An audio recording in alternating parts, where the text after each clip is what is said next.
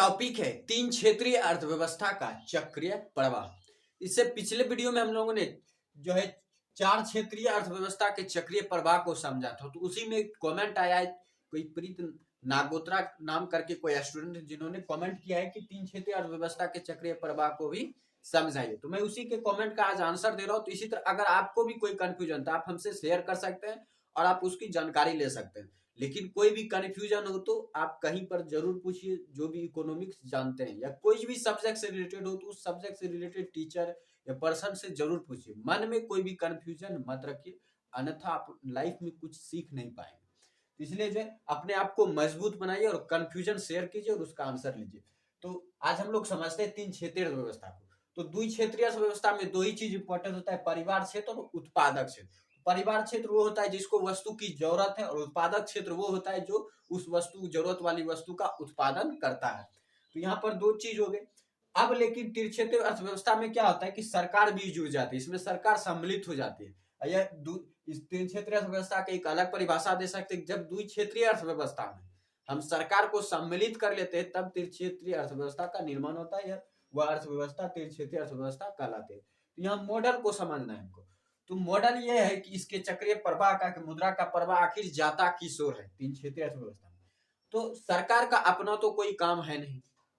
जैसे कि हमको अगर पैसा की जरूरत हो, आय का जरूरत होता है तो हम मजदूरी करते हैं। तो मजदूरी जब हम करते हैं तब जाकर हमें आय प्राप्त हो जाती है। लेकिन सरकार के पास ऐसा नहीं है, वो तो कुर्सी लगा के बैठी रहती है, लेकिन फिर भी उसे आय आती है। क्यों आती है?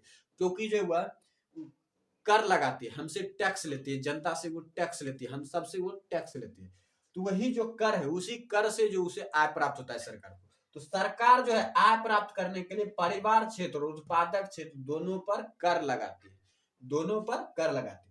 तो जब सरकार जो है परिवार क्षेत्र और उत्पादक क्षेत्र पर आय प्राप्त करने के लिए कर लगाती है, तब जो है मुद्रा का प्रवाह परिवार क्षेत्र से सरकार की ओर होता है, परिवार क्षेत्र से सरकार की ओर होता है। और इसी का उल्टा होता है कि सरकार आय रखती भी नहीं है। ये अलग बात है कि आज भ्रष्टाचार है, सरकार बहुत कम देती है जनता को। लेकिन अगर इकोनॉमिक्स की बात करें तो यहाँ पर अगर हमें पूरा मानना होगा कि सरकार भी जो है उस आय का फिर हमें ही सेवा देती है, उत्पाद देती है। तो सरकार जब हमें उसी आय के बदले जो हमें सेवा देती है, उत्पाद देती है, तब जो है तब वस्तु हमें प्राप्त होती है, परिवार क्षेत्र को और उत्पादक क्षेत्र को। तब जो है मुद्रा का प्रवाह जो है सरकार से हो जाता है परिवार क्षेत्र के। सरकार जब सेवा और उत्पाद देगी, जब सरकार सेवा या उत्पाद देगी, तब मुद्रा का प्रवाह सरकार से ही जो है परिवार क्षेत्र की ओर होता है। लेकिन जब परिवार क्षेत्र और उत्पादक क्षेत्र कर देती है सरकार को, तब मुद्रा का प्रवाह भी जो है परिवार क्षेत्र और उत्पादक क्षेत्र से सरकार की ओर होता है। तो जो जिधर देता है उसी की ओर जो है उसकी मुद्रा का दिशा भी होता है। तो जैसे कि टैक्स देते हैं परिवार क्षेत्र और उत्पादक क्षेत्र, टैक्स देते हैं सरकार को, तो मुद्रा का प्रवाह भी जो है परिवार क्षेत्र से और उत्पादक क्षेत्र से सरकार की ओर होता है।